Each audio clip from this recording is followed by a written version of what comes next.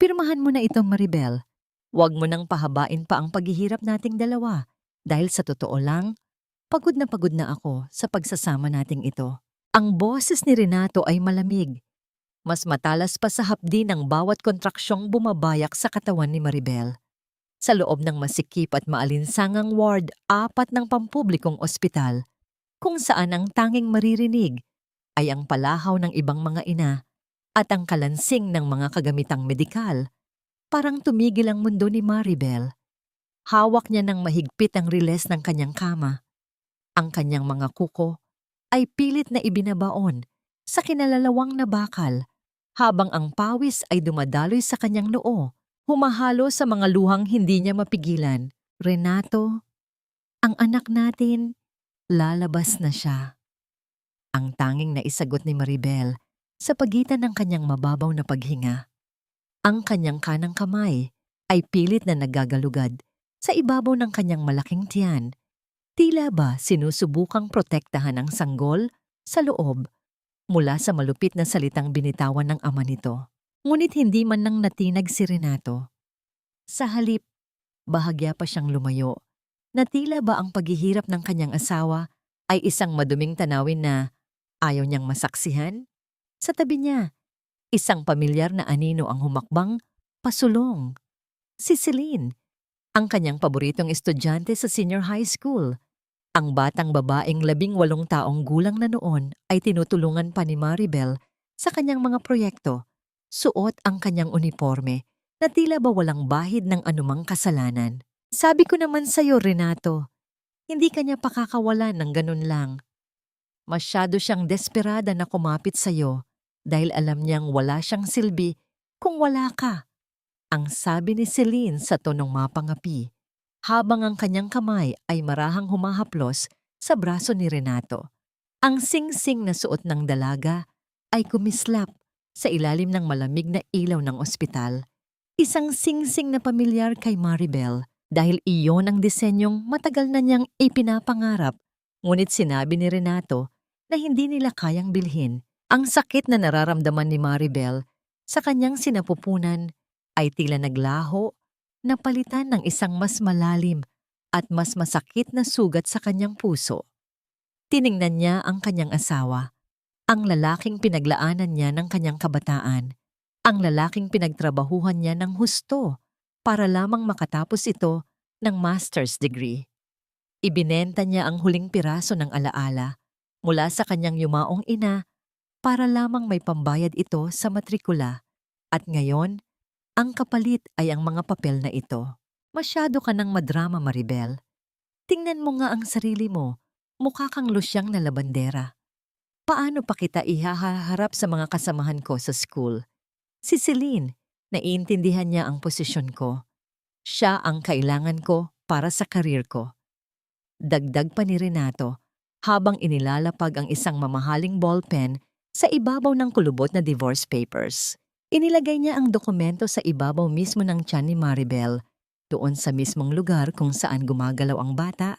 Tila ba ang buhay na nasa loob ay wala ring halaga sa kanya. Isang matinding kontraksyon ang muling humagupit kay Maribel.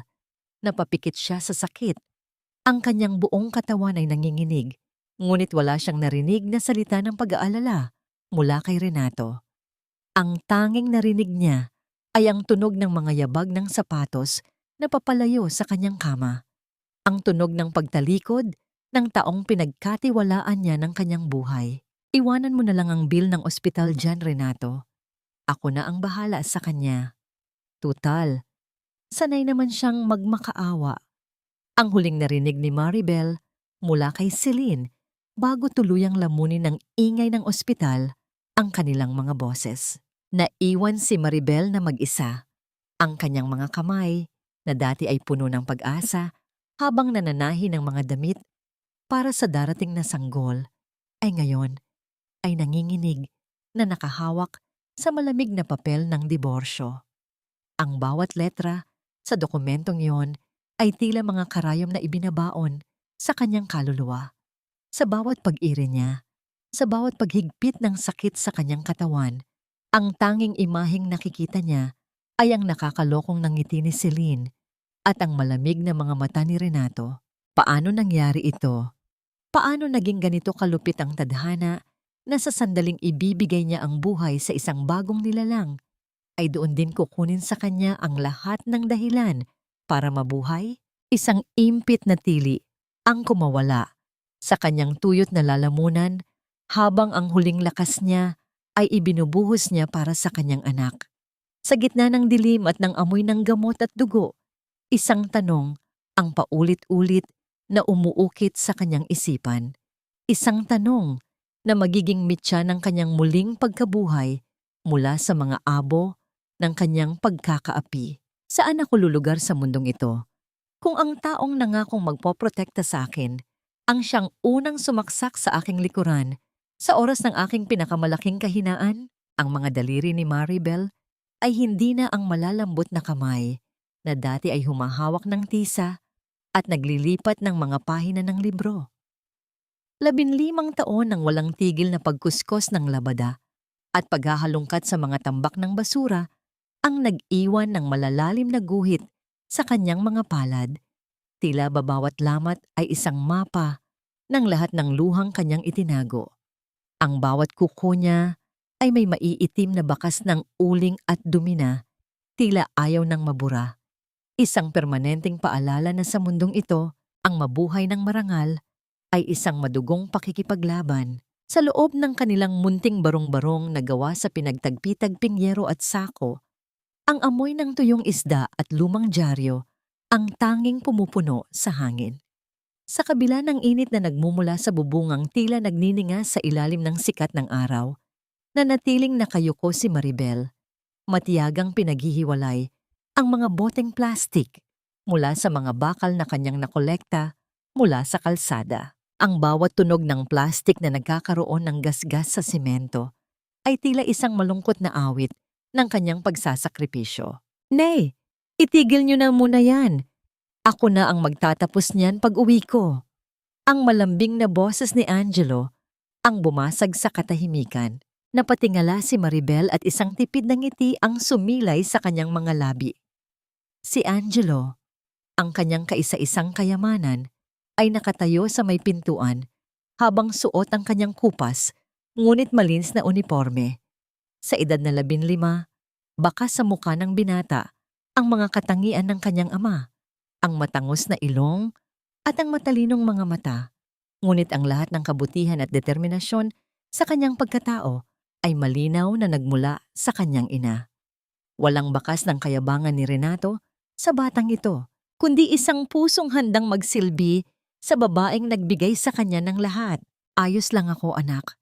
Sanay na ang katawan ko sa ganito.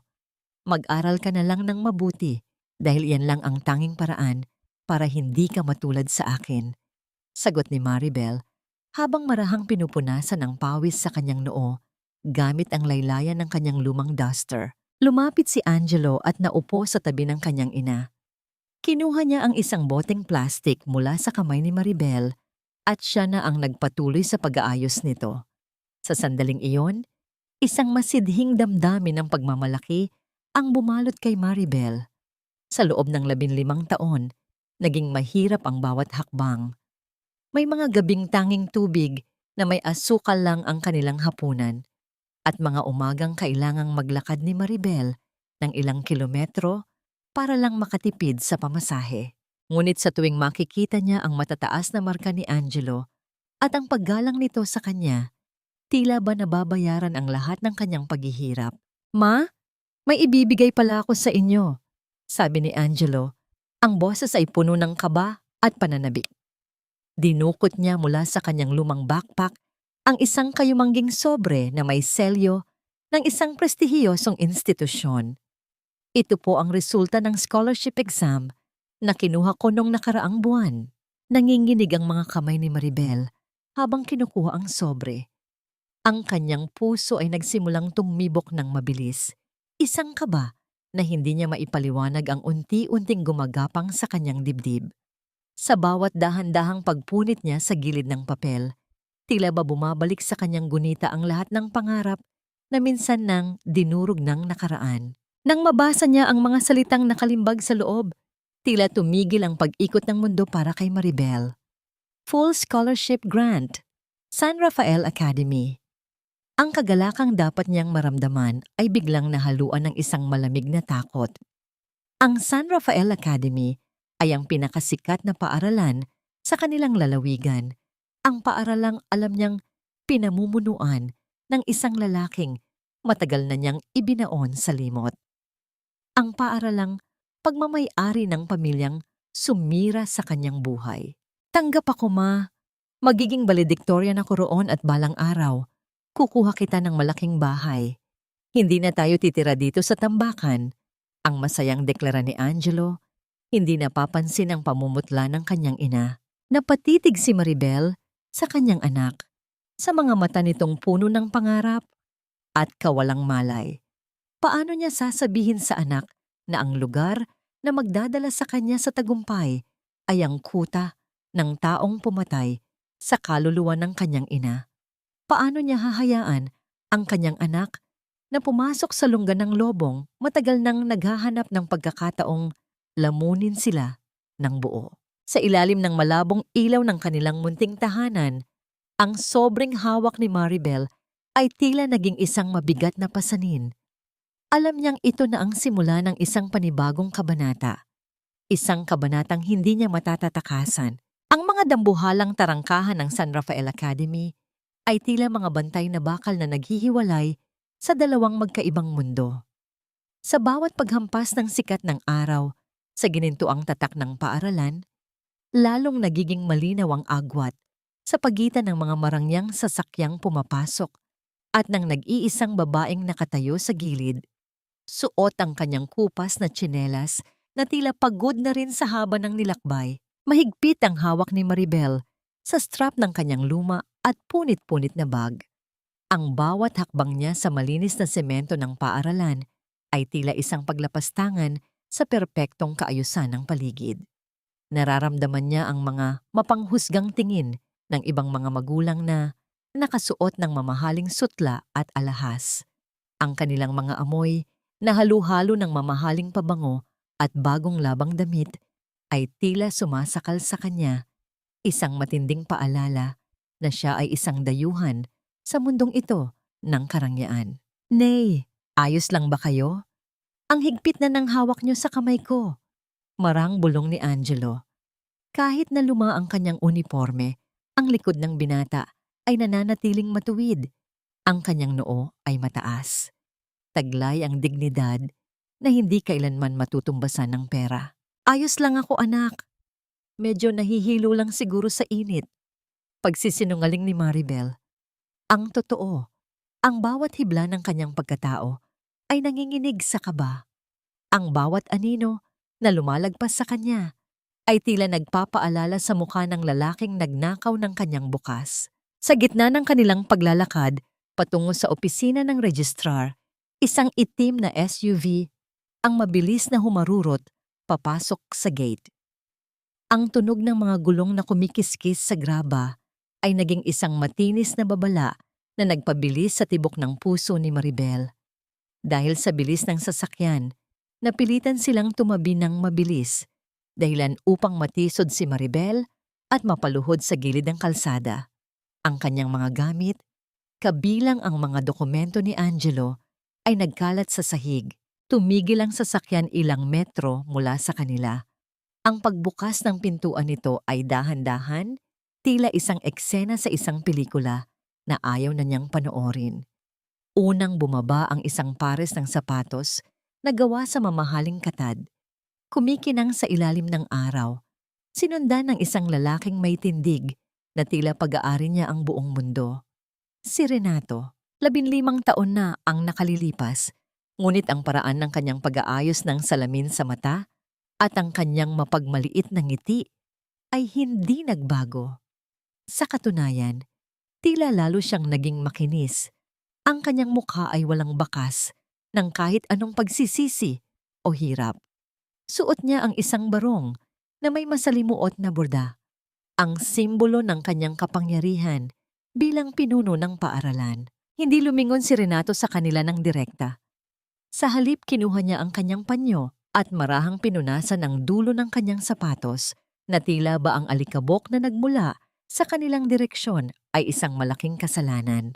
Guard, ilang beses ko bang sasabihin sa inyo na huwag hinahayaang pumasok ang mga palaboy at basurera dito sa harap ng main building? Nakakasira ng imahe ng school. Ang boses ni Renato ay umalingaw-ngaw sa paligid, malamig at puno ng pagkasuklam.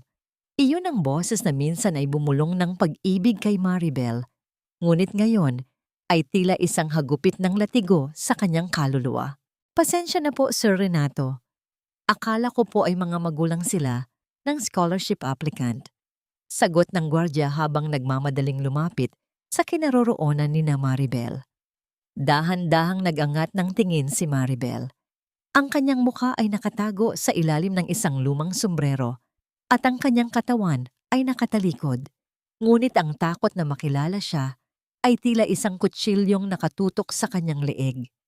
Ang kanyang kamay ay nanginginig habang pinupulot ang mga papel ni Angelo sa putikan. Scholarship, ang San Rafael ay para sa mga elite, hindi para sa mga taong hindi man lang kayang bumili ng disenteng sabon.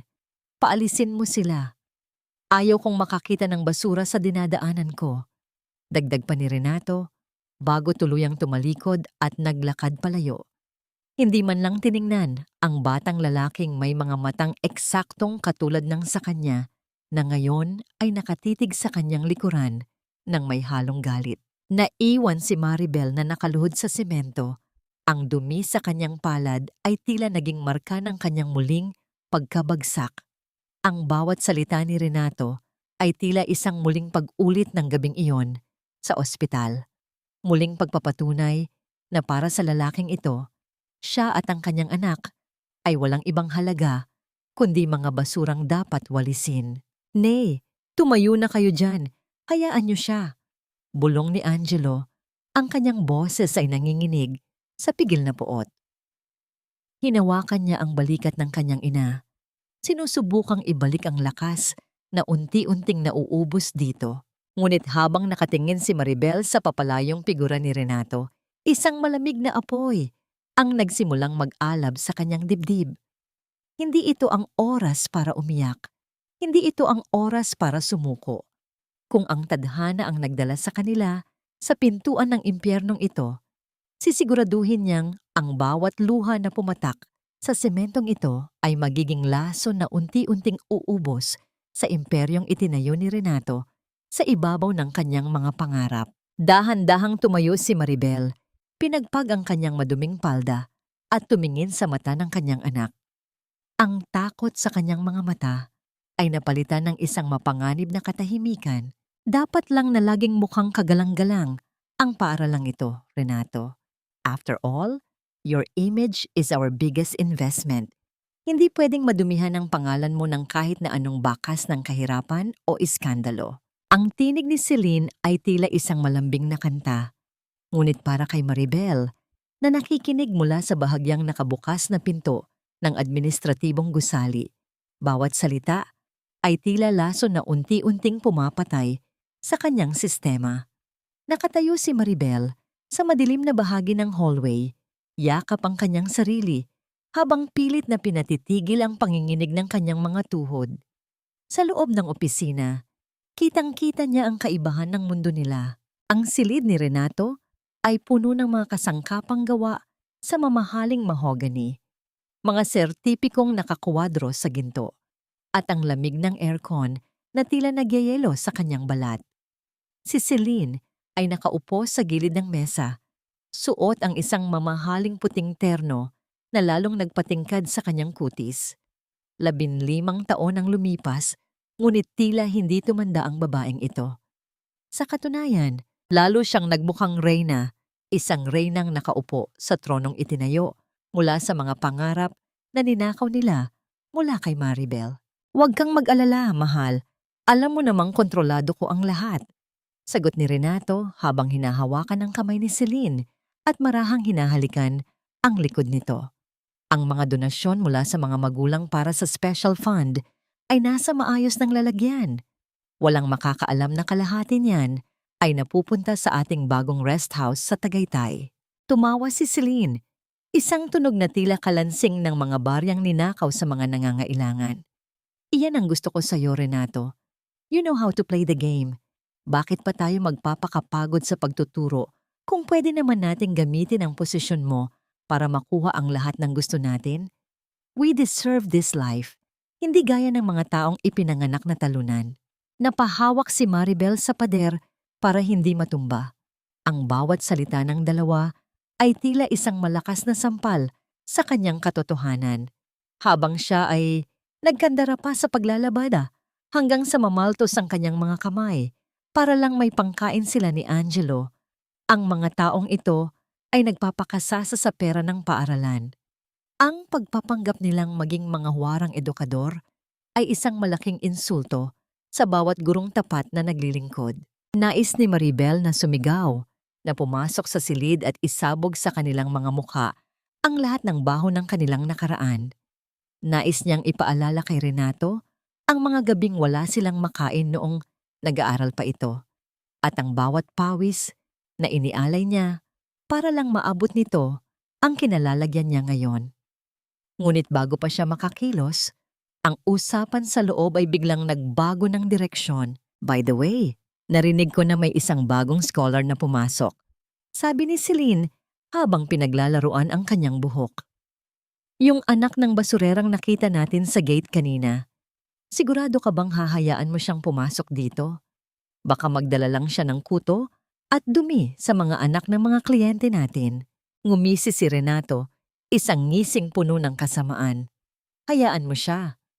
Ang mga scholarship students ay kailangan natin para sa image ng school sa Department of Education. Pero huwag kang mag-alala.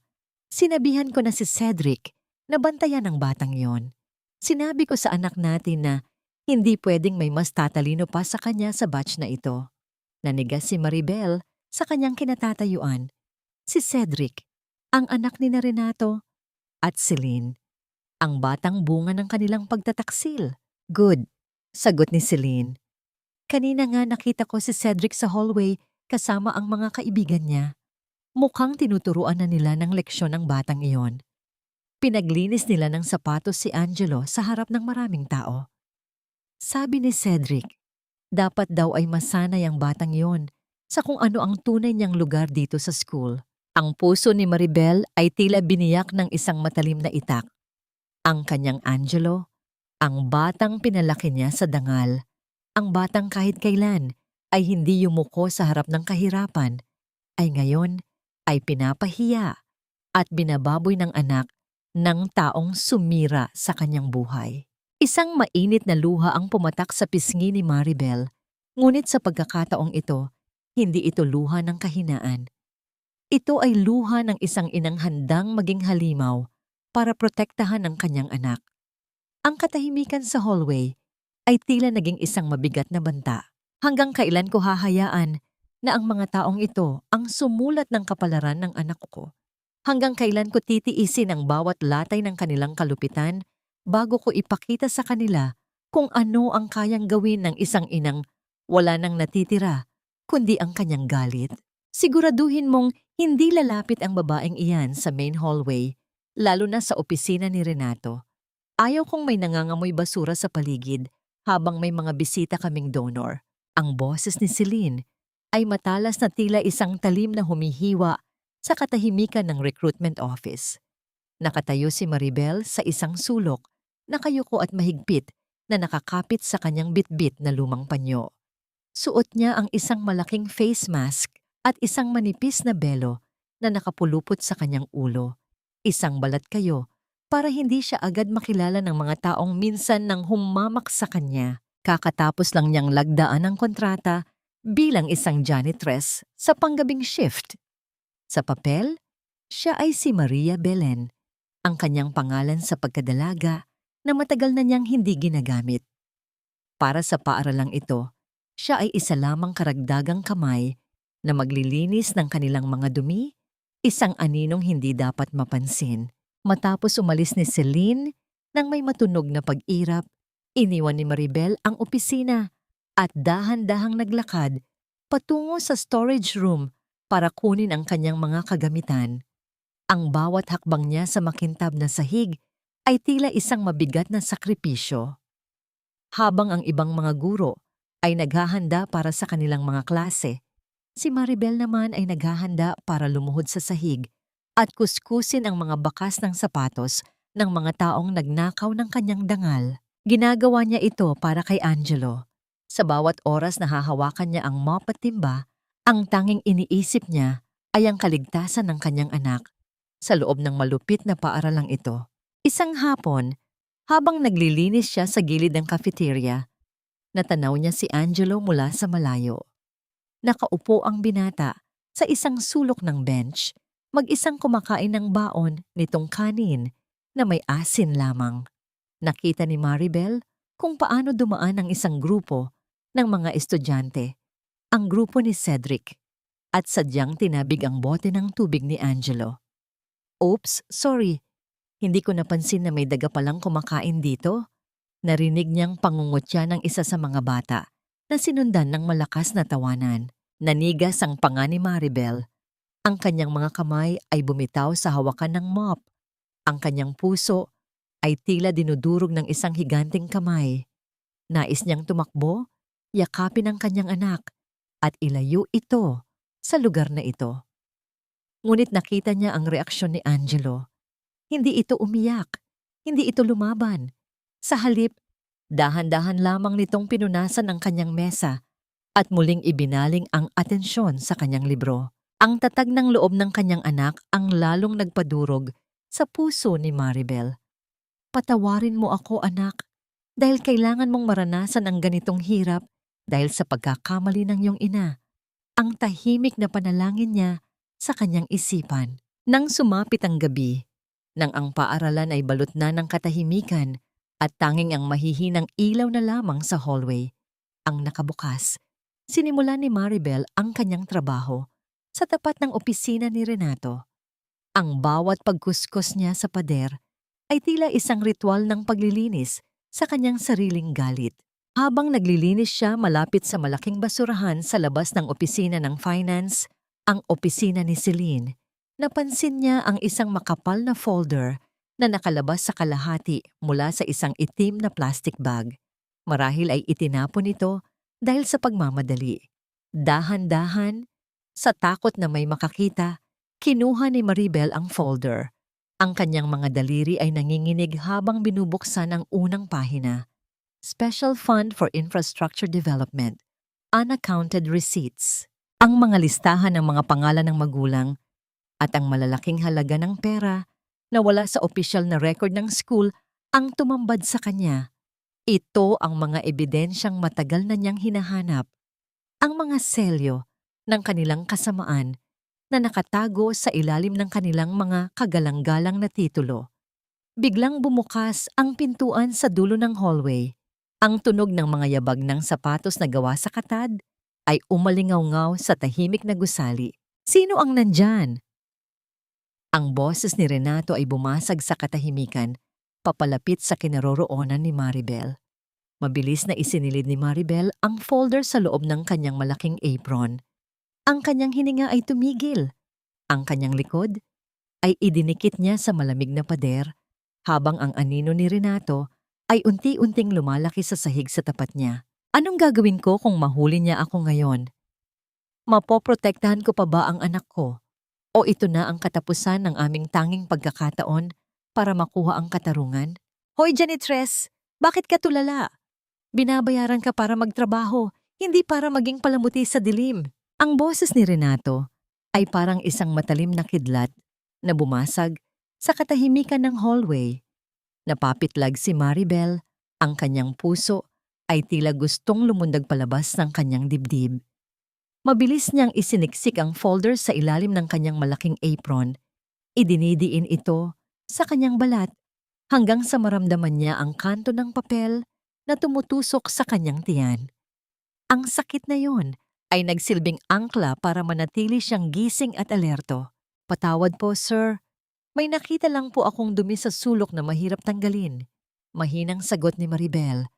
Ang kanyang boses ay pilit niyang ginawang paos at gumaralgal. Nanatili siyang nakayuko. Ang dulo ng kanyang sombrero ay sapat na para itago ang kanyang mga mata mula sa mapanuring tingin ng lalaking minsan niyang tinawag na mahal. Naglakad si Renato papalapit sa kanya. Ang bawat tunog ng mamahaling sapatos nito sa makintab na sahig ay tila isang bilanggo na naglalakad patungo sa bitayan. Huminto ang mga sapatos na yon sa mismong tapat ni Maribel. Naamoy niya ang pamilyar na pabango ni Renato. Isang amoy na dati ay nagbibigay sa kanya ng ginhawa, ngunit ngayon ay nagdudulot lamang ng matinding pagkasuklam. Linisin mo yan ng maigi. Ayaw ko ng kahit anong mantsa sa paralang ito.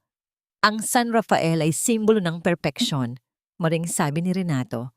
Bago ito tumalikod, isang maliit at kupas na piraso ng tela ang nalaglag mula sa bulsa ng apron ni Maribel. Ito ang lumang panyong may borda ng titik R.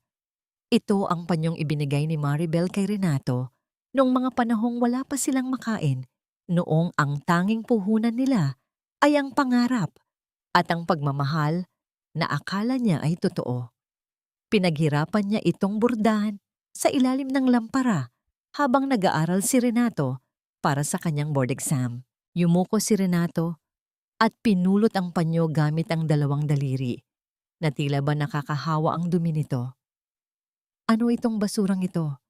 Bakit ka nagdadala ng ganitong klaseng basahan sa loob ng gusali ko?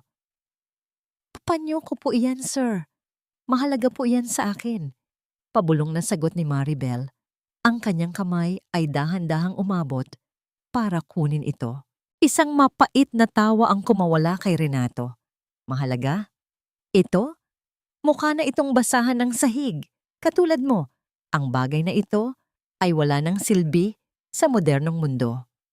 Sa harap mismo ni Maribel, binitawan ni Renato ang panyo at sadyang itinapak ang kanyang sapatos dito bago ito sipain patungo sa basurahan.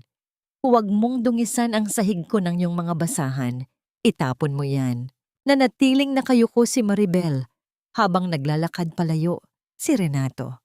Nang masiguro niyang wala na ang lalaki, dahan-dahan niyang pinulot ang panyong ngayon ay may bakas na ng putik mula sa sapatos ni Renato. Ang bawat hibla ng tela ay tila sumisigaw ng sakit ng kanyang nakaraan. Ang panyong ito ang saksi sa lahat ng kanyang pagtitiis. At ngayon, tinapakan lamang ito ng taong pinag-alayan niya ng lahat. Kinabukasan, sa gitna ng mataong hallway sa oras ng recess, muling nasubok ang tatag ni Maribel. Habang naglilinis siya sa tapat ng bulletin board, dumating si Celine kasama ang ilang mga magulang ng mga estudyante. Si Celine ay nakasuot ng isang matingkad na pulang damit. Ang kanyang mukha ay puno ng kolorete na tila isang maskara ng kapangyarihan. Hoy Maria Belen, halika rito! Sigaw ni Celine, sapat na para lumingon ang lahat ng mga estudyante, kabilang na si Angelo na nooy naglalakad patungo sa library. Lumapit si Maribel, bit-bit ang kanyang timba at basahan. Ano po iyon, ma'am? Tingnan mo itong sapatos ko. Natalsikan ng putik habang naglalakad ako sa parking lot. Linisin mo ito. Ngayon din, utos ni Celine habang itinaas ang kanyang paa, ipinapakita ang mamahaling stilettos nito. Ma'am, janitress po ako ng school. Hindi po ako shoe shiner. Bago pa matapos ni Maribel ang kanyang sasabihin, isang malakas na tunog ng pagbagsak ng timba ang umalingaw-ngaw. Sinipa ni Celine ang timbang hawak ni Maribel. Dahilan upang kumalat ang maduming tubig sa sahig at mabasa ang paanan ng mga tao. Wala akong pakialam, binabayaran ka namin para sumunod. Ngayon, lumuhod ka at punasan mo ang sapatos ko gamit ang mga kamay mo. Bulyaw ni Celine, ang kanyang mga mata ay nagnininga sa galit at inggit na hindi niya maipaliwanag. Naramdaman ni Maribel ang lahat ng mata na nakatingin sa kanya. Ang bulungan ng mga estudyante ay tila mga bubuyog na sumusugod sa kanyang pandinig. Ngunit ang pinakamasakit ay ang makitang nakatayo sa di kalayuan si Angelo. Nakita niya ang panginginig ng mga kamao ng kanyang anak, ang pamumula ng mga mata nito sa galit at awa para sa sariling ina. Sa sandaling iyon, ang dignidad ni Maribel ay tila muling tinatapak-tapakan sa putikan. Ngunit tumingin siya kay Angelo at umiling ng bahagya. Isang senyas na huwag itong lalapit. Huwag itong gagawa ng gulo na sisira sa kanyang scholarship. Dahan-dahang lumuhod si Maribel sa harap ni Celine. Ang kanyang mga tuhod ay tumama sa malamig at maduming tubig sa sahig. Habang hinahawakan niya ang sapatos ng babaeng nagnakaw ng kanyang asawa, naramdaman ni Maribel ang isang matigas na bagay sa loob ng kanyang apron, ang folder ng mga ebidensya. Sige Celine, tapakan niyo ako ngayon.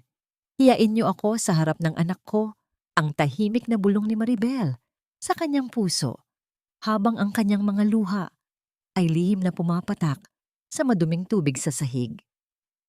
Dahil sa bawat luhang dumadaloy ngayon, isang hakbang ang inilalapit niyo sa sarili niyo sa inyong katapusan. Nang iangat ni Maribel ang kanyang tingin, nakikita niya ang huling sulyap ni Angelo bago ito tumakbo palayo. Ang mukha ay puno ng matinding pait na hindi kailanman malilimutan. Ang bawat hakbang ni Angelo patungo sa silid-aralan ay tila may kasamang bigat ng 1,000 bato. Ang imahe ng kanyang ina na nakaluhod sa paanan ni Celine, ang maduming tubig na bumabasa sa mga kamay na nagpalaki sa kanya ng may dangal, ay paulit-ulit na humahagupit sa kanyang balat. Ang kanyang mga kamao ay nananatiling nakatikom. Ang kanyang mga kuko ay ibinabaon sa sariling palad hanggang sa maramdaman niya ang hapdi. Ngunit wala itong panama sa sakit na nararamdaman ng kanyang puso. Sa bulletin board ng paaralan, isang kumpol ng mga estudyante ang nagbubulungan habang tinitingnan ang pinakabagong ranking para sa nalalapit na pagtatapos.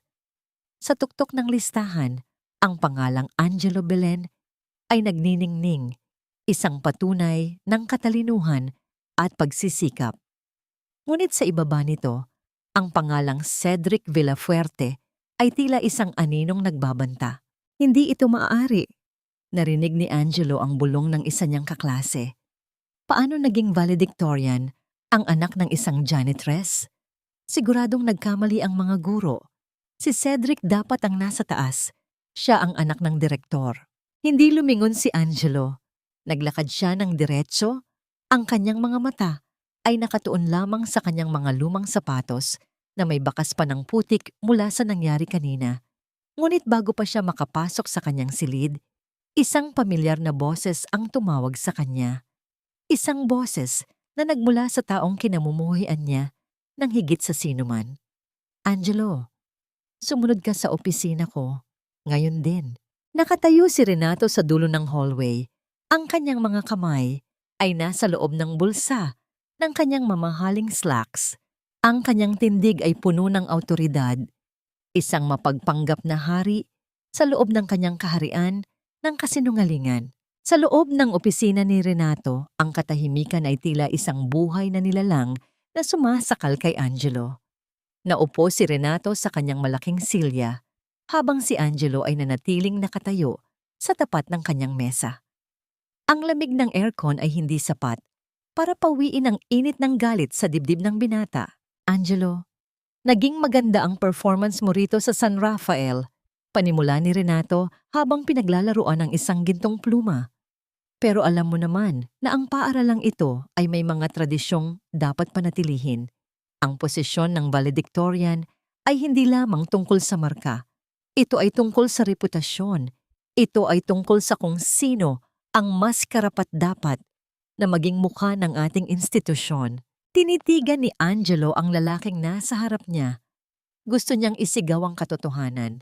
Gusto niyang sabihing siya ang anak na itinapon nito sa gitna ng hirap. Anong ibig ninyong sabihin, sir? Ngumisi si Renato. Isang ngising walang bahid ng init. Matalino kang bata. Alam mo ang ibig kong sabihin. Si Cedric ang anak ko. Siya ang magmamana ng paaralang ito.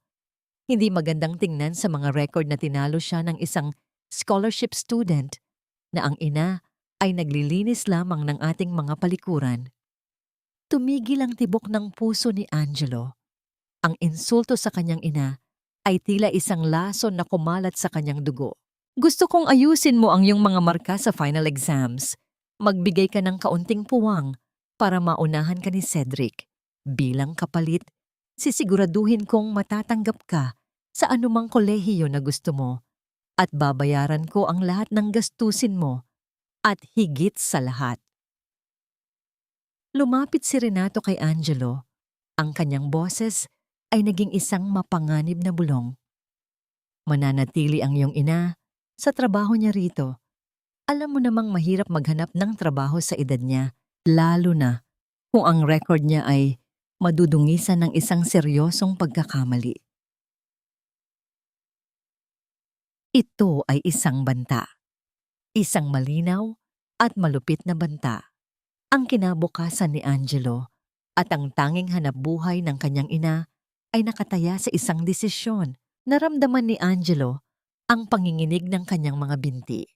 Tiningnan niya ang gintong pluma sa mesa ni Renato, ang simbolong ginagamit ng lalaking ito para manipulahin ang buhay ng ibang tao. Sa isang saglit, naalala niya ang mukha ng kanyang ina, ang pagod, ang mga sugat sa kamay, at ang huling sulyap nito sa kanya na nagsasabing, "Huwag kang lalaban. Bibigyan kita ng 3 araw para mag-isip, Angelo." Sabi ni Renato habang bumabalik sa kanyang silya.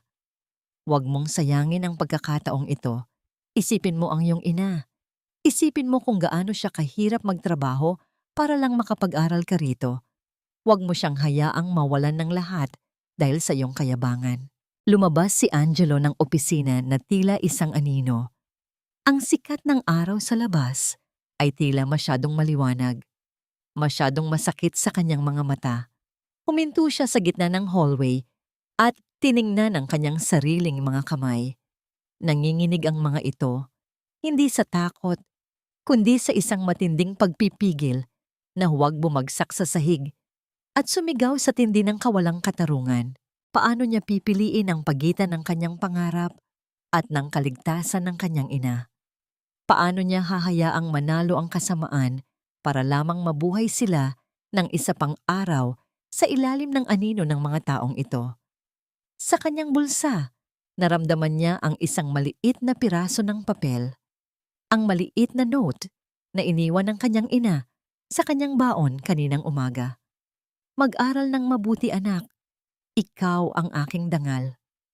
Ang mga salitang yun ay tila naging 1,000 kutsilyo sa kanyang puso. "Kalahating milyon para sa mga kopya ng final exams. Siguraduhin mong ang mga anak ng ating mga premium donors ang makakakuha ng pinakamataas na marka. Hindi pwedeng mapahiya ang mga kliyente natin." Ang mga salitang yon ni Renato, na narinig ni Maribel mula sa bahagyang nakabukas na pintuan ng kanyang opisina, ay tila mga patak ng asido na nagpapasuso sa galit sa kanyang dibdib. Nakaluhod si Maribel sa malamig na sahig ng hallway. Ang kanyang mga kamay na nakasuot ng manipis na guwantes ay mahigpit na nakahawak sa basahang babad sa matapang na kemikal. Ang amoy ng chlorine ay humahalo sa amoy ng kanyang sariling pawis. Isang nakakasulasok na timpla na tila sumasakal sa kanyang hininga. Habang nagbebenta ng kinabukasan si Renato para sa malalaking halaga ng pera, naisip ni Maribel si Angelo. Naisip niya ang kanyang anak na nag-aaral sa ilalim ng malamlam na ilaw ng isang maliit na bombilya. Ang mga mata ay pagod, ngunit puno ng determinasyon. Pilit na iniintindi ang bawat pahina ng libro kahit na walang laman ang sikmura. Ang kaibahan ng kanilang kalagayan ay isang malupit na biro ng tadhana. Narinig ni Maribel ang tunog ng pag-urong ng upuan sa loob ng silid. Mabilis siyang kumilos, dahan-dahang gumapang patungo sa gilid ng isang malaking paso ng halaman para magtago. Nakita niyang lumabas si Renato. Inaayos ang kanyang kurbata habang kausap ang isang lalaking hindi pamilyar kay Maribel. Naglakad ang dalawa patungo sa kabilang dulo ng hallway. Ang kanilang mga yabag ay unti-unting humihina hanggang sa muling bumalik ang katahimikan sa gusali. Ito na ang pagkakataon. Pumasok si Maribel sa loob ng opisina ni Renato. Ang bawat tibok ng kanyang puso ay tila isang malakas na tambol na nagbababala ng panganib. Ang silid ay puno ng amoy ng mamahaling tabako at lumang mga libro. Sa ibabaw ng mesa ni Renato, nakita niya ang isang litrato nito kasama sina Celine at Cedric. Isang larawan ng isang perpektong pamilya na itinayo sa ibabaw ng kanyang mga luha. Ang bawat ngiti sa litratong yon ay tila isang pangungutya sa kanyang pagkatao. Nagsimulang maghanap si Maribel. Binuksan niya ang mga drawer, binuklat ang bawat folder na kanyang nakikita. Nanginginig ang kanyang mga daliri habang inililipat ang mga papel. Sa likod ng isang malaking frame ng portrait ni Renato bilang Educator of the Year, may nakita siyang isang maliit na asul na notebook na nakasingit sa pader. Nang buksan niya ito, tumambad sa kanya ang mga listahan ng mga pangalan ng mga estudyante, ang mga petsa at ang kaumbas na halaga ng mga donasyon para sa bawat test paper. Ang huling entry sa listahan ay ang pangalan ni Cedric na may katabing markang A+ at isang petsang wala pa sa kalendaryo ng pagsusulit. Ito ang unang tunay na piraso ng katotohanan. Ito ang patunay na ang lahat ng karangalan ni Renato at ang katalinuhan ni Cedric ay pawang mga ilusyong binili ng pera. Ngunit bago pa man maisilid ni Maribel ang notebook sa loob ng kanyang apron, isang tunog ang bumasag sa kanyang konsentrasyon. Ang tunog ng pagpihitit ng doorknob sa labas ng silid. Nanigas ang buong katawan ni Maribel. Ang kanyang paningin ay naglakbay sa paligid ng silid, naghahanap ng anumang mapagtataguan, ngunit ang opisina ay tila naging isang bitag na walang labasan. Ang anino ng isang tao ay uent-unting lumalaki sa ilalim ng pintuan at ang tunog ng susi na ipinapasok sa kandado ay tila isang hatol ng kamatayan. Kung mahuhuli ako dito, mawawalan ng saysay ang lahat ng pagtitiis ko. Paano na si Angelo? Dahan-dahang bumukas ang pinto at ang malamig na hangin mula sa hallway ay pumasok sa loob ng silid, kasabay ng isang tinig na nagpapatigil sa kanyang mundo. Bakit bukas ang ilaw dito? Renato? Ikaw ba yan? Ang boses ni Celine. Naramdaman ni Maribel ang lamig ng pawis na dumadaloy sa kanyang likuran. Sa gitna ng dilim, sa ilalim ng malaking mesa ni Renato, ang kanyang tanging kasama ay ang asul na notebook at ang matinding takot na baka ito na ang huling gabi na makikita niya ang kanyang anak. Ang bawat tibok ng puso ni Maribel ay tila isang martilyo na humahampas sa kanyang dibdib, sapat na upang marinig ng sinumang nasa loob ng silid. Nakadapa siya sa ilalim ng malaking mesa, ang kanyang pisngi ay nakadikit sa malamig at maalikabok na sahig. Naamoy niya ang halimuyak ng mamahaling pabango ni Celine. Isang amoy na tila sumasakal sa kanya, isang paalala ng lahat ng marangyang bagay na kinuha nito mula sa kanya. Narinig ni Maribel ang kalansing ng mga susi ni Celine habang inilalapag nito ang kanyang bag sa ibabaw ng mesa. Ang bawat kilos ng babae sa itaas ay nagdudulot ng bahagyang pagyanig sa kahoy na nagsisilbing tanging proteksyon ni Maribel. Sa bawat segundo ng katahimikan, tila mas lalong lumalakas ang hininga ni Maribel, kaya pilit niyang tinatakpan ang kanyang bibig ng kanyang nanginginig na palad. Nasaan na ba yung resibo ng alahas? Sigurado akong iniwan niyo ni Renato dito. Narinig ni Maribel ang inis na bulong ni Celine. Narinig niya ang pagbukas at pagpukpok ng mga drawer sa itaas ng kanyang ulo. Isang sandali pa, nakita ni Maribel ang mga paa ni Celine na nakasuot ng matingkad na kulay na sapatos. Huminto ang mga ito sa mismong tapat ng kanyang pinagtataguan. Sa puntong yun, naramdaman ni Maribel ang pagtulo ng kanyang malamig na pawis mula sa noo patungo sa kanyang mga mata, ngunit hindi siya nangahas na kumurap. Biglang tumunog ang cellphone ni Celine. Hello? Yes, kumpleto na ang bayad sa diamond set. I'll pick it up tomorrow. Make sure na walang makakaalam, lalo na ang board of directors. Budget ng school library? Ha ha ha, don't worry. My husband already fixed the papers. Ang mga bata naman sa school na ito, hindi na kailangan ng bagong libro. They have enough. Ang bawat salita ni Celine ay tila lason na humahalo sa hangin. Pagkatapos ng tawag, dahan-dahang lumayo ang mga paa ni Celine patungo sa pintuan at sa wakas ay narinig ni Maribel ang muling pagpihit ng doorknob at ang paglock ng pinto mula sa labas. Nakahinga ng maluwag si Maribel, ngunit alam niyang hindi pa siya ligtas. Mabilis siyang gumapang palabas at nagmamadaling lumabas sa bintana ng opisina patungo sa fire escape. Ngunit habang bumababa siya, hindi niya napansin na isang piraso ng kanyang lumang apron ang sumabit sa isang nakausling pako sa bintana ni Renato. Kinabukasan, ang kapayapaan sa loob ng San Rafael Academy ay muling bumasag. Isang malakas na sigaw mula sa hallway ang kumuha sa atensyon ng lahat ng mga estudyante at guro. Magnanakaw. May magnanakaw dito sa paaralan. Sigaw ni Celine habang naglalakad sa gitna ng hallway. Hawak-hawak ang isang gintong kwintas na tila putol ang lock. Nawawala ang aking mamahaling brotse sa loob ng opisina at alam ko kung sino ang kumuha. Nagtipon-tipon ang mga tao at sa gitna ng karamihan ay nakita ni Maribel ang kanyang sarili na pinalilibutan ng mga gwardya. Si Angelo, na nooy galing sa kanyang klase, ay tumakbo patungo sa kanyang ina. Ang mukha ay puno ng kaba. Anong nangyayari dito?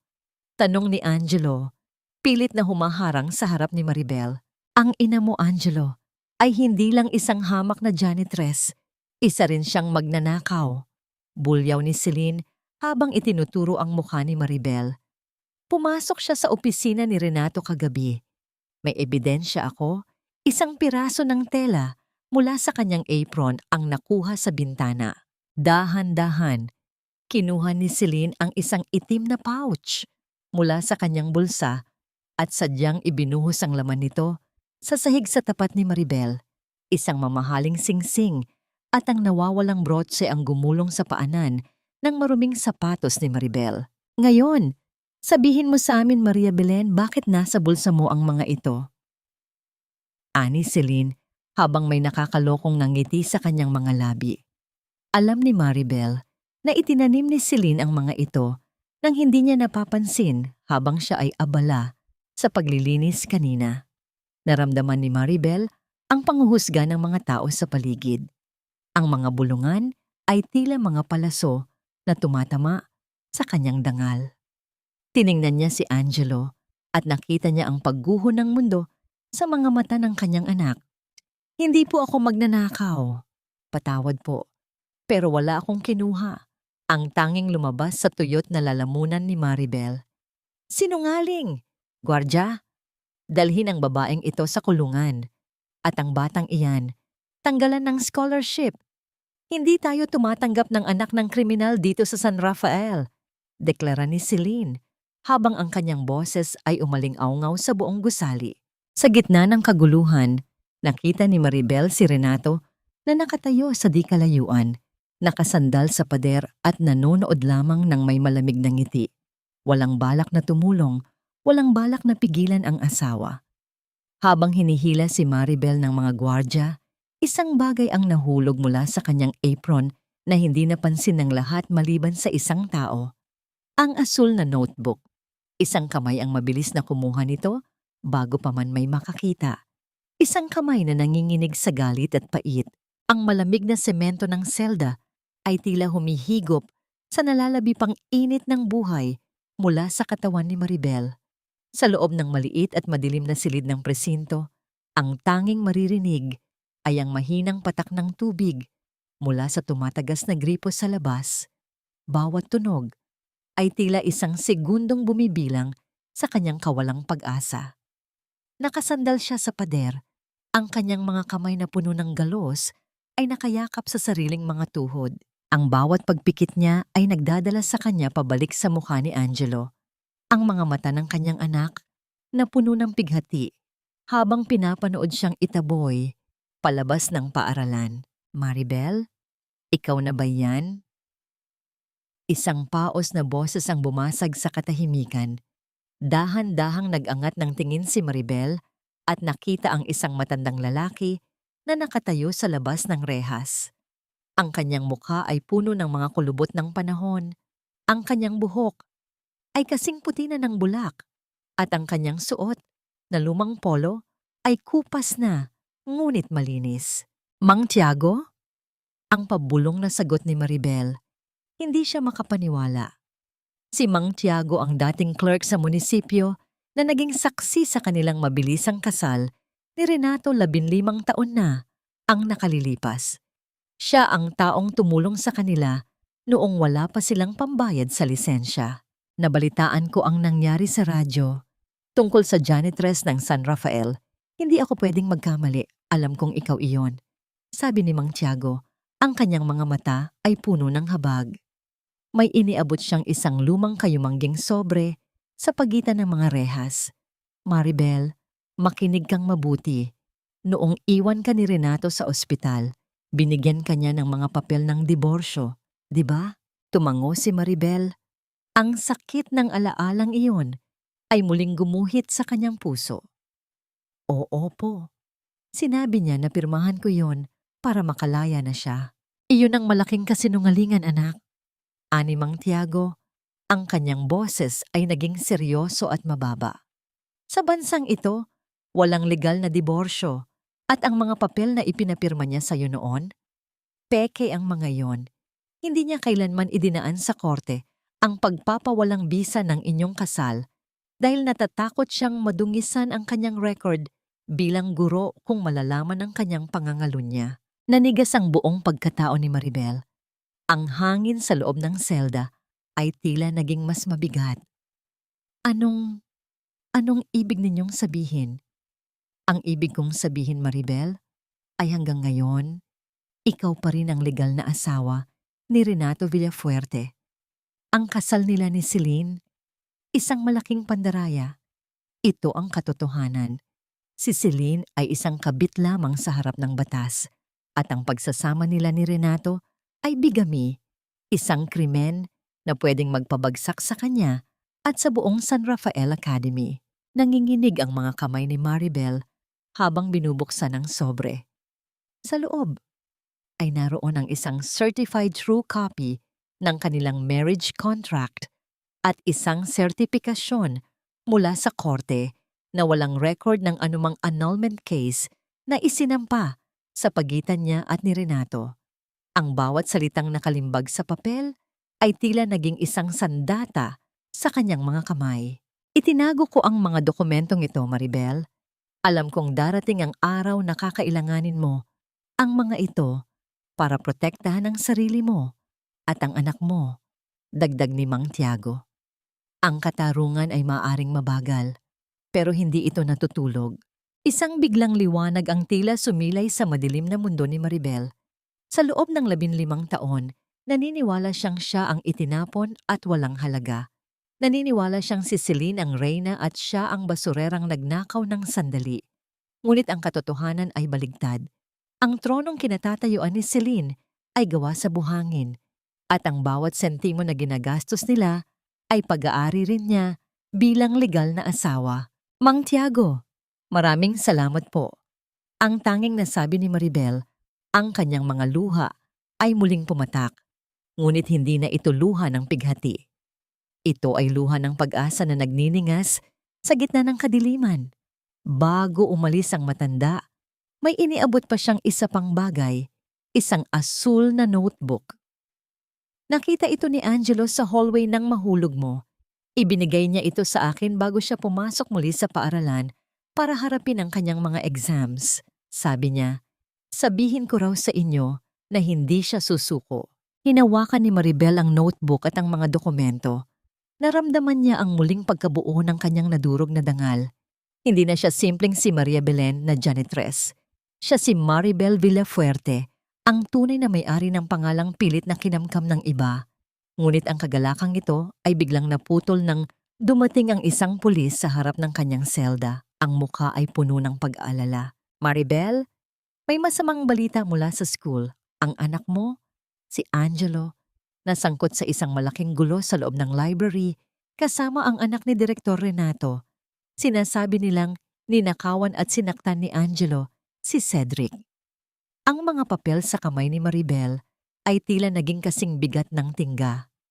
Ang huling alas ni Renato ay hindi ang batas, kundi ang pagwasak sa tanging bagay na mahalaga sa kanya, ang kanyang anak. Pirmahan mo ang pag-amin na ito at palalayain ko ang anak mo mula sa mga kasong isinampa namin. Ang boses ni Renato ay kasing dingig ng isang hatol. Habang nakatayo siya sa labas ng rehas, ang kanyang anino ay mahaba at madilim sa loob ng selda ni Maribel. Sa kanyang kamay ay hawak niya ang isang piraso ng papel, isang dokumentong nagsasabing si Angelo ang nagsimula ng gulo at nagnakaw sa loob ng library. Ang bawat salita sa papel na yon ay isang kasinungalingan, isang bitag na idinisenyo para makuha ang kaisa-isang bagay na kinatatakutan ni Renato, ang asul na notebook. Nakaluhod si Maribel sa sahig. Ang kanyang mga kamay ay mahigpit na nakakapit sa kayumangging sobre ni Mang Tiago na nakatago sa ilalim ng kanyang lumang damit. Tiningnan niya si Renato, ang lalaking minsan niyang pinangarap na makasama habang buhay. Nakita niya ang kislap ng takot sa likod ng mga mata nito, isang takot na nakatago sa ilalim ng mapagmataas na tindig. Alam ni Renato na unti-unti nang gumuguho ang kanyang mundo. Huwag mong hayaang mabulok ang anak mo sa kulungan dahil lang sa iyong katigasan ng ulo, Maribel. Dagdag ni Renato, ang kanyang boses ay naging malambing sa paraang nakakasuka. Isipin mo si Angelo, isang gabi pa lang siya sa presinto, pero balita ko ay hindi na siya makakain. Gusto mo bang masira ang kinabukasan niya para lang sa isang notebook na wala namang magbabago sa buhay mo? Ang baoto sa loob ng dibdib ni Maribel ay tila gustong sumabog. Naisip niya si Angelo, ang kanyang anak, na kahit kailan ay hindi pumatol sa gulo. Ang batang ang tanging pangarap ay mabigyan siya ng marangal na buhay.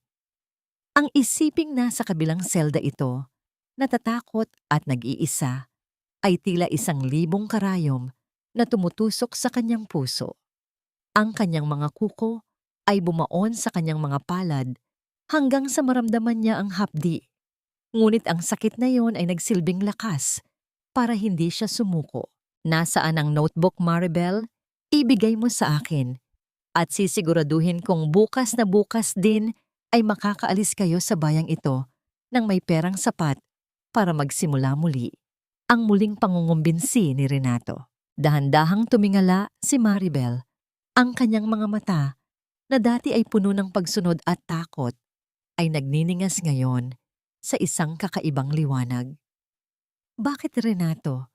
Bakit ka natatakot sa isang maliit na notebook kung malinis ang iyong konsensya? Bakit kailangan mong sirain ang sarili mong anak para lang maprotektahan ang iyong posisyon? Nanigas si Renato. Wala akong anak sa isang janitress. Si Cedric lang ang anak ko. Isang mapait na tawa ang kumawala sa tuyot na lalamunan ni Maribel. Iyan ang malaking pagkakamali mo dahil ang batang tinatawag mong basura ang siyang maglalantad ng lahat ng dumi mo. Dahan-dahan siyang tumayo, inayos ang kanyang gusot na damit at lumapit sa rehas. Hindi ko ibibigay ang notebook at hindi rin ako pipirma sa anumang kasinungalingan. Kung ganoon, maghanda ka. Dahil bukas, sa araw ng graduation, hindi medalya ang tatanggapin ni Angelo, kundi ang hatol ng habambuhay na pagkakakulong. Ang banta ni Renato, bago ito mabilis na tumalikod at naglakad palayo.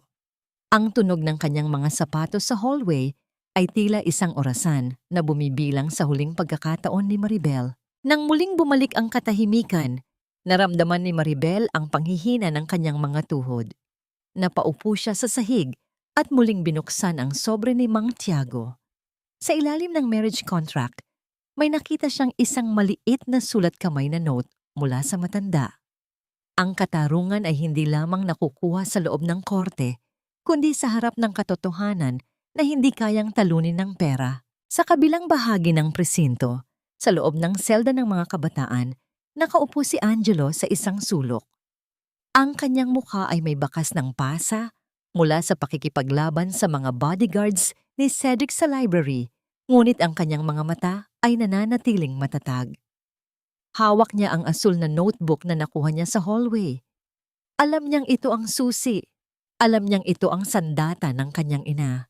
Nang gabing iyon, habang ang buong bayan ay naghahanda para sa grandiosong graduation ceremony ng San Rafael Academy, isang tahimik na kasunduan ang nabuo sa pagitan ng mag-ina sa magkahiwalay na selda. Isang kasunduan na hindi na sila muling yuyuko. Isang kasunduan na ang bukas ay hindi na pag-aari ng mga mapang-api. Ngunit bago magliwayway, isang hindi inaasahang bisita ang dumating sa presinto. Isang taong may hawak na release order para kay Maribel. Isang taong hindi niya inaasahang makikita sa oras na ito. Kailangan nating magmadali, Maribel. May ilang oras na lang bago magsimula ang seremonya. Ang bulong ng boses na nagmula sa dilim. Sino ang taong ito na naglakas loob na kalabanin si Renato? At sapat ba ang natitirang oras para pigilan ang huling hakbang ng kasamaan bago tuluyang mawasak ang buhay ni Angelo? Ang mga unang sinag ng araw ay dahan-dahang sumisilip sa mga rehas ng bintana. Ngunit ang liwanag na ito ay hindi nagbibigay ng init sa loob ng presinto. Sa tapat ng selda ni Maribel, nakatayo ang isang lalaking may bitbit na katotohanan. Si Attorney Ramos, isang abogadong kilala sa pagtulong sa mga mahihirap, kasama si Mang Tiago. Nagawa nating mapatunayan na ang mga ebidensyang itinanim ni Celine ay walang basihan. Maribel, ang release order niyo ni Angelo ay pirmado na. Ang mahinang sabi ni Attorney Ramos. Ang tunog ng susi na pumipihit sa kandado ng selda ay tila isang musika ng kalayaan na matagal nang ipinagkait sa kanya. Ngunit bago pa man lubusang makahinga ng maluwag si Maribel, nagmamadali siyang tumakbo patungo sa kabilang bahagi ng gusali, sa selda kung saan naroon si Angelo. Nang makita niya ang kanyang anak na nakaupo sa sahig, may mga pasa sa mukha at gusot-gusot na uniforme, tila biniyak ang puso ni Maribel. "Anak, Angelo," ang tanging nasabi ni Maribel, habang pilit na inaabot ang kamay ng anak sa pagitan ng mga rehas. Dahan-dahang tumingala si Angelo. Ang kanyang mga mata ay hindi na ang mga mata ng isang batang nangarap lamang na makapagtapos. Ang mga ito ay puno na ng isang malamig at matalim na pag-unawa. Nay, bakit? Bakit niya ginagawa ito sa atin? Bakit kailangang maging ganito kalupit ang taong iyon? Nanginginig ang mga kamay ni Maribel habang inilalabas niya ang kayumangging sobre. Dahil sa loob ng 15 taon, Angelo, itinago ko sa iyo ang isang katotohanang akala ko ay poprotekta sa iyo. Pero nagkamali ako. Ang pananahimik ko ang naging sandata niya para lalo tayong apakan. Inabot ni Maribel ang marriage contract at ang luma, kupas na dokumento mula sa ospital, ang mga papel na ibinigay ni Renato sa kanya noong gabing isinilang niya si Angelo. Binasa ni Angelo ang bawat salita. Nakita niya ang pangalan ng kanyang ina at ang pangalan ni Renato Villafuerte na magkayakap sa ilalim ng batas. Nakita niya ang petsang nagpapatunay na siya ay bunga ng isang kasal na legal at hindi kailanman nabuwag. Siya ang tatay ko. Ang boses ni Angelo ay halos pabulong, ngunit puno ng matinding pait. Ang bawat letra sa papel ay tila naging isang malakas na sampal sa kanyang buong pagkatao. Ang lahat ng hirap na naranasan nila, ang bawat gabing nag-ulam sila ng asin, ang bawat oras na nakita niyang naglalaba ang kanyang ina, hanggang sa mamaltos ang mga kamay. Ang lahat ng yon ay dahil sa lalaking ito. Patawarin mo ako, anak. Akala ko ay mas mabuting isipin mong wala kang ama kaysa malaman mong mayroon kang amang ang tanging alam ay itakwil tayo. Ang sabi ni Maribel habang ang mga luha ay mabilis na dumadaloy sa kanyang pisngi. Tumingin si Angelo sa marriage contract pagkatapos ay sa asul na notebook na hawak niya. Isang kakaibang katahimikan ang bumalot sa binata. Ang kanyang panginginig ay huminto at ang kanyang mga mata ay tumitig ng diretso sa kanyang ina. Walang luha, walang hikbi, Tanging ang isang determinasyong mas matigas pa sa bakal. Hindi niyo kailangang humingi ng tawad, Nay. Dahil ngayong araw, kukunin natin ang lahat ng ninakaw niya sa atin. Hindi lang ang pera, hindi lang ang posisyon, kundi ang dangal na inakala niyang madudumihan niya habang buhay, ani Angelo. Lumabas si Angelo mula sa selda nang mabuksan ito ng pulis. Hindi siya nagreklamo sa hapdi ng kanyang mga pasa. Sa halip, inayos niya ang kanyang uniforme. Pinagpag niya ang alikabok sa kanyang balikat. Tumingin siya sa malayo, sa direksyon kung saan matatagpuan ang San Rafael Academy. Ang paaralang sa mga oras na ito ay nagsisimula na ang magarbo at mapagpanggap na seremonya ng graduation. Nay, tara na.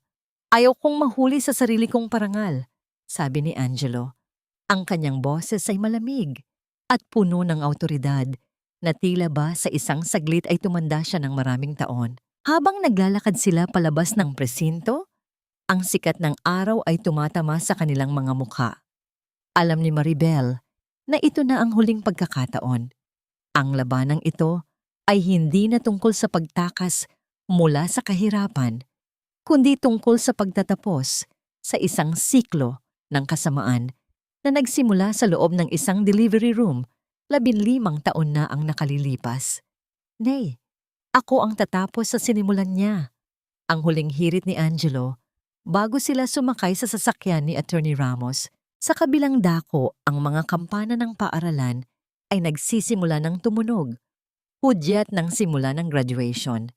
Nakatayo si Renato sa podium, nakangiti at handang tanggapin ang palakpakan ng libu-libong tao. Hindi alam na ang pinakamalaking unos ng kanyang buhay ay papunta na upang anurin ang lahat ng kanyang kasinungalingan. Ang bulwagan ng San Rafael Academy ay nagniningning sa ilalim ng mga dambuhalang chandelier na tila mga bituing sadyang ibinaba para saksihan ang rurok ng tagumpay ni Renato Villafuerte. Ang amoy ng mga mamahaling liryo at ang halimuyak ng mga imported na pabango ay humahalo sa malamig na hangin mula sa mga aircon na lumilikha ng isang kapaligiran ng labis na karangyaan. Nakalatag ang pulang kapet sa gitna, tila isang mahabang dila na handang lulunin ng sinumang hindi nabibilang sa hanay ng mga elite. Nakatayo si Renato sa tapat ng isang malaking salamin sa backstage. Inaayos ang kanyang barong na yari sa pinakamahusay na pinya na may mga bordang tila ginto sa bawat gilid. Ang kanyang mukha ay walang bakas ng pagod o puyat. Sa halip, ito ay puno ng isang mapanganib na kagalakan. Sa kanyang paningin, ang lahat ng banta ay naalis na. Ang asul na notebook ay inakala niyang nawala na sa dilim. At ang janitress na naging tinik sa kanyang lalamunan ay kasalukuyang nagdurusa sa loob ng rehas. Mahal, handa na ang lahat. You look like the king of this empire.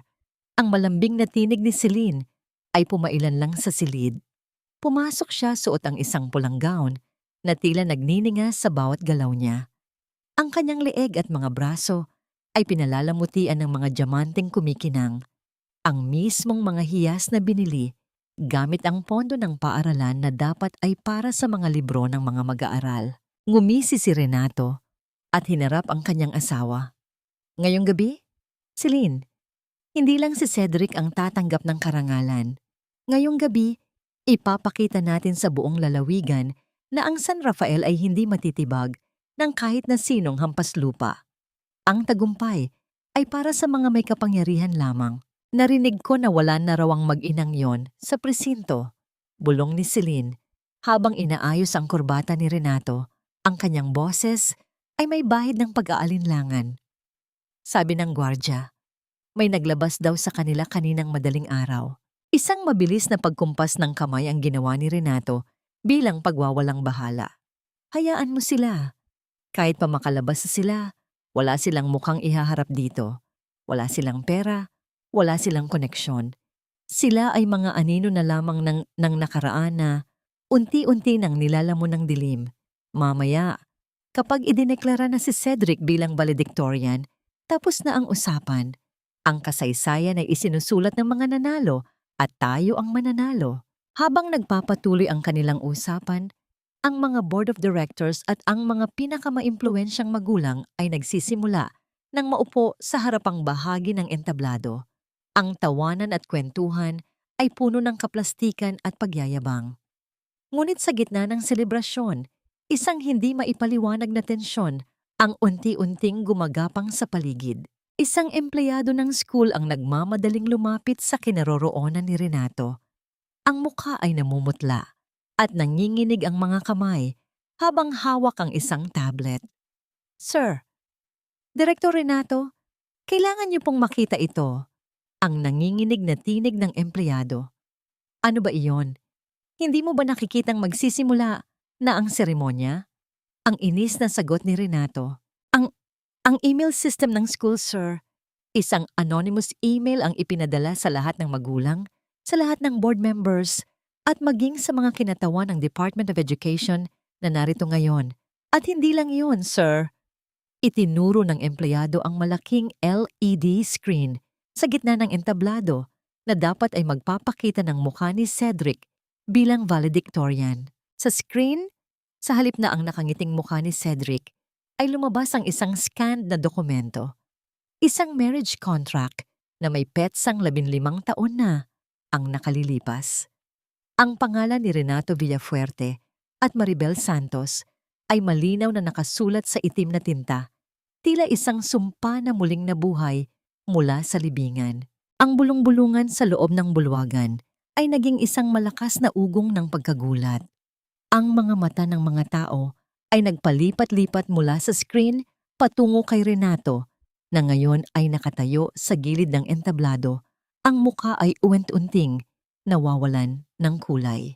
Biglang bumukas ang dambuhalang pintuan sa dulo ng bulwagan. Ang tunog ng pagbukas nito ay tila isang babala ng huling paghuhukom. Isang batang lalaki ang pumasok, suot ang kanyang maayos na uniforme, ang kanyang tindig ay tuwid at ang kanyang mga mata ay nagniningning sa katotohanan. Sa likod niya, isang babaeng nakasuot ng simpleng puting bestida ang naglalakad nang may dangal na hindi kayang bilhin ng lahat ng diamante ni Celine. Napatitig ang lahat. Ang katahimikan ay naging kasing bigat ng tingga. Nandito na ang tunay na valedictorian. Ang boses ni Angelo ay umalingaw-ngaw sa buong bulwagan, matatag at walang takot. Habang hawak ni Maribel ang asul na notebook sa kanyang dibdib, tumingin siya ng diretso kay Renato. Ang lahat ng karangyaan sa paligid ay biglang naglaho. Naiwan ang katotohanang matagal nang itinago sa ilalim ng mga diamante at kasinungalingan. Sapat na ba ang ebidensyang nakalantad sa screen para tuluyang gumuho ang imperyong itinayo ni Renato? O may huling alas pa ang lalaking ito para baligtarin ang sitwasyon sa harap ng libu-libong saksi? Ang tunay na edukasyon ay hindi lamang nasusukat sa matataas na marka, kundi sa integridad, sa katapatan, at sa dangal na ipinapakita natin sa ating kapwa. Ito ang pundasyon ng San Rafael Academy. Ang boses ni Renato ay umalingaw-ngaw sa dambuhalang speaker ng bulwagan, puno ng kapangyarihan at mapagpanggap na kabanalan. Nakatayo siya sa likod ng gintong podium, ang kanyang mukha ay nagniningning sa ilalim ng mga spotlight habang ang libu-libong tao ay nakatingin sa kanya ng may paghanga. Sa kanyang tabi, nakaupo si Celine na tila isang reyna, suot ang kanyang mga diamante na tila mga bituin ng kasinungalingan. Ngunit sa gitna ng kanyang talumpati, ang malaking LED screen sa kanyang likuran ay biglang nagbago. Hindi na ang logo ng paaralan ang naroon. Hindi na ang mga larawan ng mga donasyon. Sa halip, isang video ang nagsimulang mag-play. Ang tunog ng recording ay bumasag sa katahimikan ng bulwagan. 500,000 para sa midterm exams ng anak ni Senator. Siguraduhin mong papasa siya. Kung hindi, mawawalan tayo ng donor. Ang boses ni Renato na narecord sa loob ng kanyang opisina ay malinaw na narinig ng lahat. Sinundan ito ng mga scanned na pahina mula sa asul na notebook, ang mga listahan ng suhol, ang mga pekeng pirma, at ang mga dokumento ng paglipat ng pondo ng school patungo sa personal na account ni Renato at Celine. Ang libu-libong tao ay sabay-sabay na napaigtad. Ang ugong ng pagkagulat ay tila isang malakas na alon na humampas sa entablado. Nanigas si Renato sa kanyang kinatatayuan. Ang kanyang bibig ay bahagyang nakabukas, ngunit walang salitang lumalabas. Ang kanyang mukha na kanina ay mapula sa kagalakan ay naging kasing puti na ngayon ng papel. Sa gitna ng kaguluhang ito, dahan-dahang naglakad si Maribel patungo sa gitna ng entablado. Hindi siya suot ng mamahaling gown. Suot niya ang kanyang asul na janitress uniform, malinis, maayos at punong-puno ng dangal. Ang bawat hakbang niya ay tila isang pagtapos sa 15 taon ng pananahimik. Sa tabi niya, si Angelo ay naglalakad ng may mataas na noo, hawak ang orihinal na marriage contract. Tapos na ang pagpapanggap, Renato. Ang boses ni Maribel ay mahinahon, ngunit bawat salita ay tila isang hatol ng korte. Ang paaralang ito ay itinayo sa pawis ng mga gurong tapat at sa pangarap ng mga batang gaya ni Angelo. Hindi mo ito pag-aari para gawing negosyo ng iyong kasakiman. Hinarap ni Angelo ang kanyang ama sa harap ng lahat. Sabi mo kanina, ang edukasyon ay tungkol sa integridad. Pero ang tanging itinuro mo sa akin bilang amang nagtapon sa amin sa basura ay kung paano maging isang halimaw na nakatago sa likod ng magandang barong. Isang malakas na singhapot ang kumawala sa mga magulang nang marinig ang salitang ama. Ang lihim na itinago ni Renato sa loob ng mahabang panahon ay tuluyan ng nalantad sa pinakamapait na paraan. Sinungaling kayo! Mga baliw kayo! Bulyaw ni Celine habang tumatayo. Ang kanyang mga diamante ay tila naging mga pabigat sa kanyang katawan. Gwardya! Ilabas ang mga basurerang ito. Ngunit walang gwardyang gumalaw. Sa halip, mula sa likuran ng bulwagan, pumasok ang isang grupo ng mga lalaking nakauniporme ng pulis, kasama si Attorney Ramos. Ang tunog ng kanilang mga sapatos sa semento ay tila isang martilyo ng katarungan. Director Renato Villafuerte at Finance Head, Celine Villafuerte. Mayroon kaming warrant of arrest para sa inyo sa mga kasong estafa, large-scale graft and corruption, at bigamy. Ang deklara ng opisyal ng pulis. Sinubukan ni Celine na tumakbo patungo sa gilid ng entablado. Pilit na itinatago ang kanyang mga alahas sa loob ng kanyang bag. Ngunit hinarangan siya ng mga kapulisan. Ang kanyang pulang gown ay sumabit sa gilid ng podium. Naging sanhi upang matisod siya at bumagsak sa harap ng lahat. Ang mga diamanteng ipinagmamalaki niya ay nagkalat sa sahig, tila mga mumong walang halaga sa harap ng katotohanan. Dinala ng mga pulis si Renato pababa ng entablado. Habang dumadaan siya sa harap ni Maribel, huminto siya ng sandali. Ang kanyang mga mata ay puno ng galit, pait at pagkatalo. Tumingin siya kay Maribel, ang babaeng itinuring niyang basura na ngayon ay nakatayo ng mas mataas kaysa sa kanya. Nakamit mo na ang gusto mo, Maribel. Sinira mo ang buhay ko. Bulong ni Renato. Ang kanyang boses ay nanginginig. Hindi ko sinira ang buhay mo, Renato. Sagot ni Maribel habang matapang na nakatingin sa mga mata nito. Ikaw ang gumawa niya noong gabing iniwan mo kami sa ospital.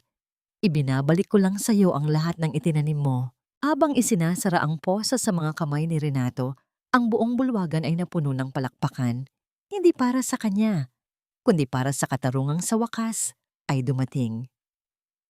Maribel at Angelo ay nanatiling nakatayo sa ilalim ng liwanag, habang ang anino ng nakaraan ay unti-unti nang nilalamon ng paparating na bagong umaga. Ang katahimikan sa loob ng bulwagan, pagkatapos ilabas ng mga pulis si Renato at Celine, ay hindi isang nakabibinging katahimikan, kundi isang mapayapang paghinga ng buong paaralan. Ang hangin na dati ay tila puno ng kasinungalingan ay biglang gumaan. Sa gitna ng entablado, nananatiling nakatayo si Maribel at Angelo. Magkahawak kamay, habang ang mga mata ng lahat ay nakatuon sa kanila. Hindi na nang may panghahamak, kundi may matinding paggalang at pagsisisi. Lumapit ang pinakamatandang miyembro ng Board of Directors, isang babaeng may malambot na mukha at bakas ng lungkot sa mga mata. Maribel, Angelo, sa ngalan ng San Rafael Academy, humihingi kami ng tawad. Hinayaan naming malason ang aming institusyon ng kasakiman ng isang tao. Ngayong gabi, itatama natin ang kasaysayan. Inihayag ng board member sa harap ng lahat ang formal na pagkilala kay Angelo bilang tunay na valedictorian ng kanilang batch. Ang tunog ng mga palakpak na umalingaw-ngaw sa buong bulwagan ay tila isang malakas na ulan na naguhugas sa lahat ng pait ng nakaraan. Hindi ito basta-bastang palakpak. Ito ay pagkilala sa isang batang napatunayang ang talino ay walang saysay kung walang integridad. Dahan-dahang lumapit si Angelo sa podium. Inayos niya ang kanyang unipormeng may mga bakas pa ng nangyari sa presinto. Ngunit ang kanyang tindig ay tila isang haring babawi ng kanyang trono. Tumingin siya sa kanyang ina na nakatayo sa gilid at isang tapat na ngiti ang sumilay sa kanyang mga labi. Sabi ng iba, ang tagumpay ay para lamang sa mga may pangalan, sa mga may pera, at sa mga may kapangyarihan. Panimula ni Angelo, ang kanyang boses ay malinaw at matatag. Pero itinuro sa akin ng aking ina na ang tunay na kayamanan ay hindi nasusukat sa diamante o sa titulong nakasabit sa pader. Ang tunay na kayamanan ay ang kakayahang tumingin sa salamin ng may malinis na konsensya. Nay, ang medalya na tatanggapin ko ngayon ay hindi sa akin. Inaalay ko ito sa bawat gabing hindi kayo natulog para lang may makain ako. Sa bawat luhang itinago nyo para lang hindi ako mawalan ng pag-asa. Kayo ang tunay na valedictorian ng buhay ko. Umakyat si Maribel sa entablado para isabit ang gintong medalya sa leeg ng kanyang anak. Ang kanyang mga kamay na naging magaspang sa paglalaba at paghahalongkat ng basura ay nanginginig habang hinahawakan ang makintab na ginto. Nang magtama ang kanilang mga mata, wala nang kailangang sabihin pa. Ang bawat sugat ng nakaraan ay tila naghilom sa sandaling iyon.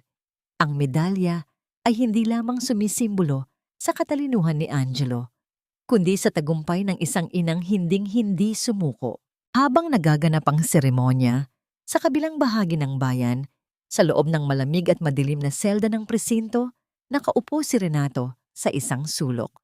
Suot na niya ang kulay kahel na uniporme ng preso.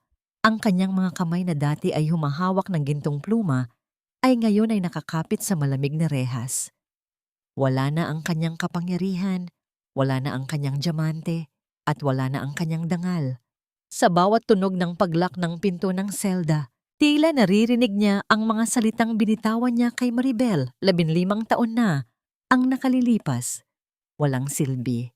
Ngayon, alam na niya kung sino ang tunay na walang silbi. Sa tabi ng selda ni Renato, naroon si Celine, humihikbi at pilit na tinatakpan ang kanyang mukha mula sa mga kumukuha ng larawan. Ang kanyang mga diamante ay nakumpiska na bilang ebidensya at ang kanyang kagandahan ay tila naglaho na kasama ng kanyang marangyang buhay. Ang anino ng kanilang kasamaan ay tuluyan na silang nilamon. Lumipas ang ilang buwan. Isang bagong umaga ang sumilay sa isang maliit, ngunit maayos na bahay sa labas ng lungsod. Hindi na ito barong-barong na gawa sa yero. Mayroon na itong mga bintanang salamin kung saan sumisilip ang liwanag ng araw. Nakaupo si Maribel sa balkonahe, hawak ang isang tasa ng kape habang pinapanood si Angelo na naghahanda para sa kanyang unang araw sa kolehiyo sa isang kilalang universidad. Bit-bit ang isang full scholarship na mula sa isang foundation na naglalayong tumulong sa mga batang biktima ng pang-aapi. Nay, alis na po ako. Huwag kayong magpapakapagod sa paglilinis ng hardin, ha? Biro ni Angelo habang humahalik sa pisngi ng kanyang ina. Mag-iingat ka, anak. Ipagmalaki mo ang ating pangalan.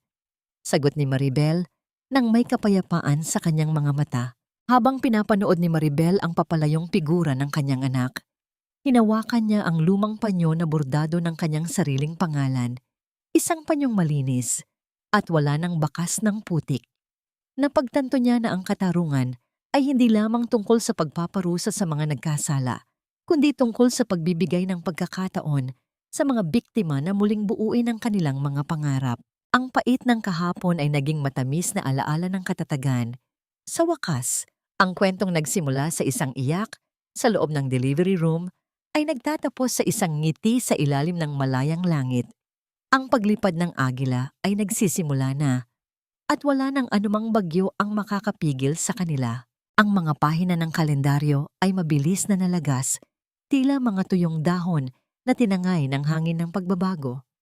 Lumipas ang 5 taon mula nang ang mga dambuhalang pintuan ng San Rafael Academy ay huling bumukas para sa mag-inang Maribel at Angelo.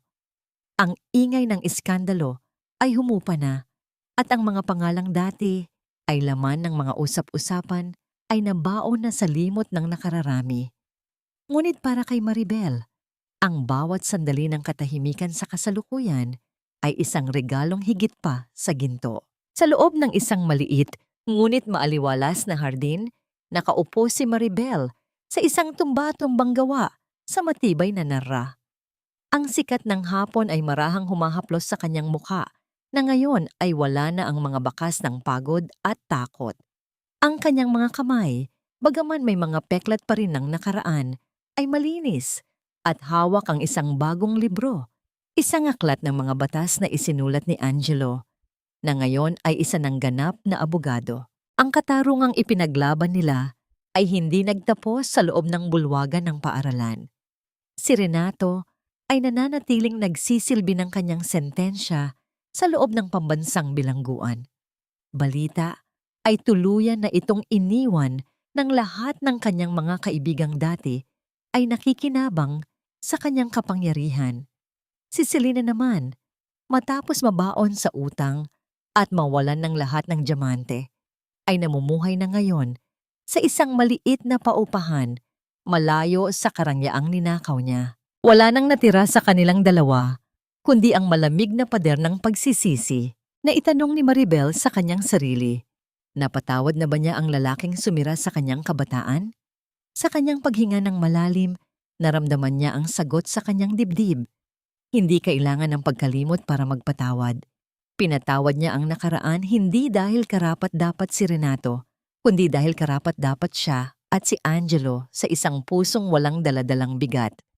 Ang pagpapatawad ay hindi ang pagyakap muli sa nanakit, kundi ang pagbitas sa huling tanikala na nag-uugnay sa kanya sa kanyang pagkakaapi. Nay, handa na po ang hapunan.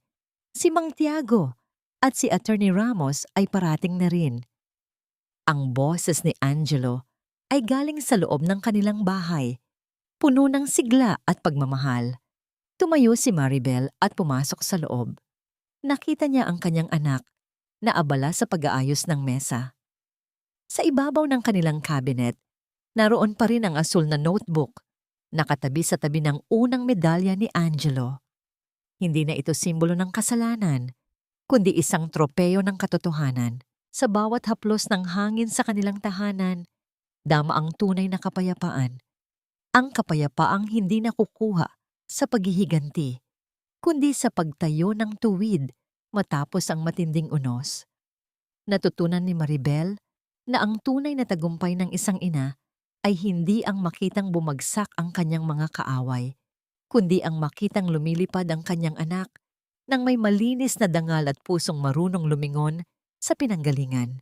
Ang kwentong nagsimula sa isang madilim na delivery room sa gitna ng yak at pagtataksil ay nagtatapos ngayon sa isang hapagkainang puno ng tawanan at pasasalamat. Ang pag-ibig ng isang ina ay tunay na walang hanggan at sa dulo ng bawat mahabang gabi, palaging may umagang naghihintay para sa mga hindi sumusuko sa laban ng buhay.